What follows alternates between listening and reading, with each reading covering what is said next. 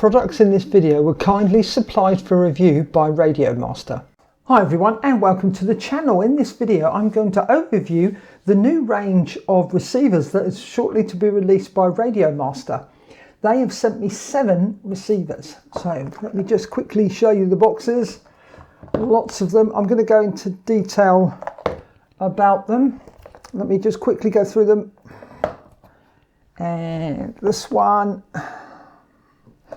Okay, and the smallest one, which is, these are PWM receivers, is a 4-channel. Tiny one for little aeroplanes. I'm going to go into which receivers used for what purpose at the end of this video. And what they've done now is released receivers for gliders. There we go, there's one of them. This one is the ER8GV, which has a variometer built into it. Now there are 2 types, one with a variometer and one without. Now I don't know much about glider competitions, but some you're allowed to use a variometer and some you're not allowed to. So they produced 2 different types of receivers, one including it and one not having a variometer. If it's got a V, it's got the variometer in it. Now let's take a closer look at the receivers. Let's switch over to the computer. The ER4 receiver is aimed at small aircraft, boats and cars. The ER6 is for fixed wing and general applications. The ER8 fixed wing aircraft general applications, and the ER6G and the ER6GV are for F3K, F5J and other small gliders, and the ER8G and ER8GV are aimed at larger gliders.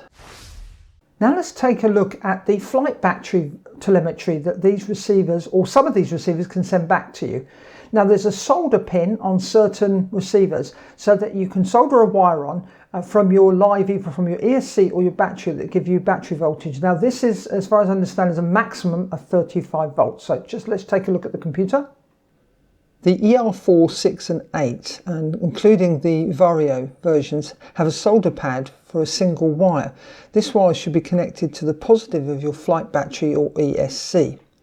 The ER6 and ER8 have a connector for external voltage to be connected to the positive of your flight battery or ESC, so that you can get voltage telemetry. Telemetry voltage source is automatically detected on these receivers. If voltage is detected on the external V solder pad or plug, the receiver will use this as the telemetry voltage source. If no voltage is detected, the RX will read voltage from the servo pins as the telemetry source. Now let's take a look at the UART. Some of the receivers have a 4-pin UART, and this is going to be used for external telemetry sensors. The ER6, ER8 and ER8G/GV have an external 4-pin UART, which will be used with the optical telemetry sensors. There is the GPS for positioning data, an external vario sensor and a combined current plus voltage external sensor planned for future release for these receivers.